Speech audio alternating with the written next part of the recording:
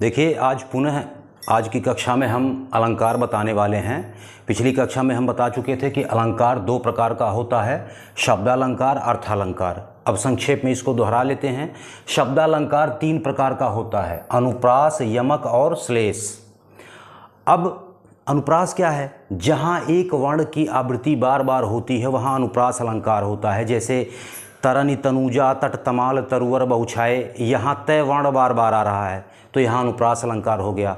चारु चंद्र की चंचल किरणें खेल रही हैं जल थल में, यहाँ चय वर्ण बार बार आ रहा है तो यहाँ अनुप्रास अलंकार हो गया। यमक में क्या होता है कि शब्द एक से अधिक बार आता है, यानी शब्द मान लीजिए दो बार आए, तीन बार आए और जे बार आए उसका अर्थ उतनी बार अलग अलग हो तो वहाँ होता है यमक अलंकार। जैसे कनक कनक ते सौगुनी माँ दक्ता अधिकाय, यहाँ कनक दो बार आया है और पहले का अर्थ है धतूरा, दूसरे का अर्थ है सोना।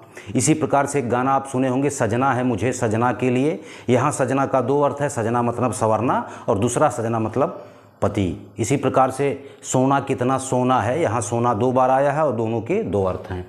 श्लेष अलंकार तीसरा है जिसका अर्थ होता है चिपकना। यहाँ एक ही शब्द में कई अर्थ चिपके रहते हैं, मतलब एक ही शब्द का कई अर्थ होता है तो उसको हम कहते हैं श्लेष अलंकार। जैसे सुबरन को खोजत फिरत कवि व्यभिचारी चोर, यहाँ सुबरन के तीन अर्थ हैं, सुंदर अक्षर, सोना और सुंदर स्त्री। अब हम आपको आज बताएंगे अर्थालंकार के बारे में, इसको ध्यान से समझिए। अर्थालंकार के कई भेद होते हैं जिसमें से मुख्य ये हैं जो हमने यहाँ लिखा हुआ है। उपमा, रूपक, उत्प्रेक्षा, संदेह, भ्रांतिमान, अतिशयोक्ति, काव्यलिंग, मानवीकरण, ऐसे कई होते हैं। तो सबसे पहले उपमा अलंकार के बारे में जाना जाए तो उपमा अलंकार जानने से पहले आपको दो चीज़ बता देते हैं। उपमेय क्या है? उपमेय का मतलब जिसकी तुलना किसी से की जाए, यानी जिस व्यक्ति या वस्तु की तुलना हम किसी से करते हैं उसको कहते हैं उपमेय, और जिससे करते हैं उसको कहते हैं उपमान। और समान गुण धर्म मतलब तुलना में हम किसकी तुलना कर रहे हैं, सुंदरता की कर रहे हैं कि चमक की कर रहे हैं कि मोटापा, आकार, ये सब। तो ये उपमेय, उपमान और समान गुण धर्म। उसके बाद शब्द भी होता है जिससे हम तुलना करते हैं। तो उपमा अलंकार की परिभाषा ये है, जहाँ किसी वस्तु अथवा व्यक्ति की तुलना गुण विशेष के आधार पर किसी अन्य वस्तु से की जाए वहाँ उपमा अलंकार होता है। यानी जहाँ उपमेय की तुलना उपमान से की जाए वहाँ उपमा अलंकार होता है। यहाँ तुलना वाला शब्द कभी कभी होता है, कभी कभी नहीं होता है, प्रायः होता है। तो देखिए, जैसे पीपर पात सरिस मन डोला, मन कैसे डोला? जैसे पीपल का पत्ता। और भोजपुरी वाले तो कहते हैं मन ऐसे डोले जैसे डोले बेनवा हो।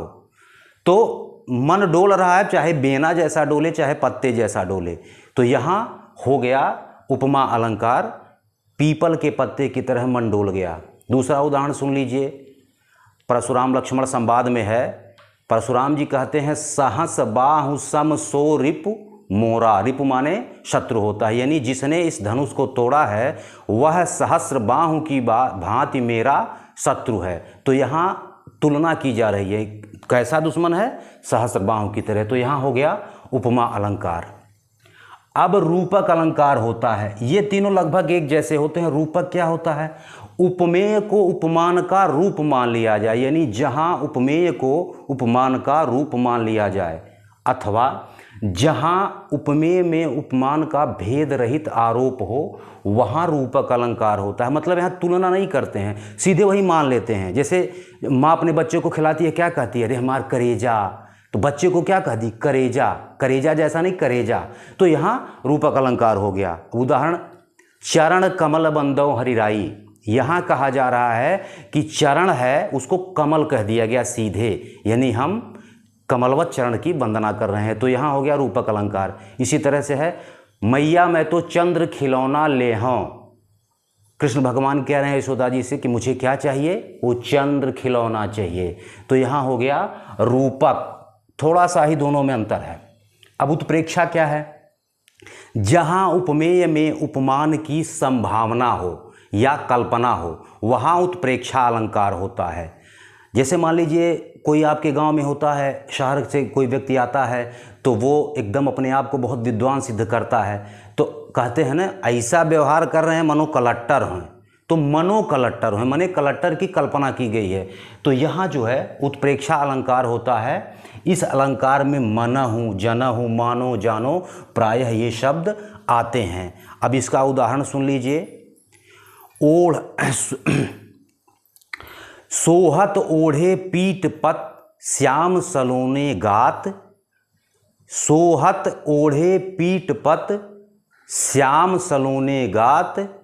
और अगली लाइन है मनहु नीलमणि शैल पर आतप पर्यो प्रभात, यानी कृष्ण भगवान के ऊपर पीला वस्त्र ऐसे शोभित हो रहा है मानो सुबह सुबह नीलमणि के ऊपर सूर्य की किरण पड़ रही हो। तो यहाँ हो गया उत्प्रेक्षा अलंकार। एक और उदाहरण इसका सुन लीजिए। जैसे अनुप्रास में हमने बताया था तरनि तनुजा तट तमाल तरुवर बहुछाए, इसकी अगली लाइन क्या है? झुके कूल सो जल परसन हिल मनहु सुहाए, यानी तमाल के वृक्ष जमुना के तट पर ऐसे झुके हुए हैं मानो वो जल को छूना या पीना चाहते हो। तो यहाँ आ गया मनहु सुहाए। तो यहाँ अलंकार हो गया उत्प्रेक्षा अलंकार। तीनों में थोड़ा सा अंतर है। अब चूंकि जो काव्य की शोभा बढ़ाता है उसको अलंकार कहते हैं। अब इन तीनों को हम गद्य के माध्यम से समझते हैं, लेकिन उदाहरण आप गद्य का मत दीजिएगा। जैसे राम का मुख चंद्रमा के समान है, तो यहाँ हो गया उपमा अलंकार। राम का मुख चंद्रमा है तो हो गया रूपक अलंकार। मानो राम का मुख चंद्रमा हो तो यहाँ हो गया उत्प्रेक्षा अलंकार। तो आशा करते हैं तीनों आप समझ गए होंगे। अब अगला अलंकार देखते हैं, संदेह अलंकार। संदेह अलंकार का मतलब जहाँ आपने किसी वस्तु को देखा और उसके समान किसी अन्य वस्तु का होने का संशय हो, यानी शंका बनी रहे। जैसे मान लीजिए रात में आप जा रहे हैं, कहीं काली रस्सी पड़ी है, आप देख रहे हैं सांप है कि रस्सी है, रस्सी है कि सांप है, तो इसमें असमंजस की स्थिति जहाँ बनी रहती है वहाँ होता है संदेह अलंकार। जहाँ उपमेय में उपमान का संशय या शंका बना रहे। इसके लिए एक प्रसिद्ध उदाहरण है, नारी बीच सारी है कि सारी बीच नारी है, कि नारी ही की सारी है कि सारी ही की नारी है। यानी कवि ये कहना चाहता है कि यह स्पष्ट नहीं हो रहा है कि सारी के बीच में नारी है कि नारी के बीच में सारी है, सारी नारी की बनी हुई है कि नारी सारी की बनी हुई है, तो ये शंका है। तो यहाँ हो गया संदेह अलंकार। अब यही संदेह जब एकदम कन्फर्म हो जाता है, पुष्ट हो जाता है, तब हो जाता है भ्रांतिमान। तो भ्रांतिमान अलंकार का मतलब है कि जहां हम किसी वस्तु को कुछ और समझकर उसका वर्णन कर देते हैं, तो यहाँ हो जाता है भ्रांतिमान अलंकार। अब इसका उदाहरण सुन लीजिए। ओस बिंदु चुग रही हंसिनी मोती उसको जान। यहाँ हंसिनी ओस की बूंद को मोती समझकर चुग रही है, तो कन्फर्म हो गया कि ओस की बूंद को क्या कहा जा रहा है? मोती। तो यहाँ हो गया भ्रांतिमान अलंकार। एक दूसरा उदाहरण सुन लीजिए। विल विचार कर नाग सुंड में घुसने लगा विषैला सांप, काली ईख समझ विषधर को उठा लिया तब गज ने आप। यानी यहाँ ये कहा जा रहा है कि सांप जो है हाथी के सूंड में जो छेद होता है उसको बिल समझ करके घुस गया, और हाथी ने सांप को काली ईख समझ करके खा लिया।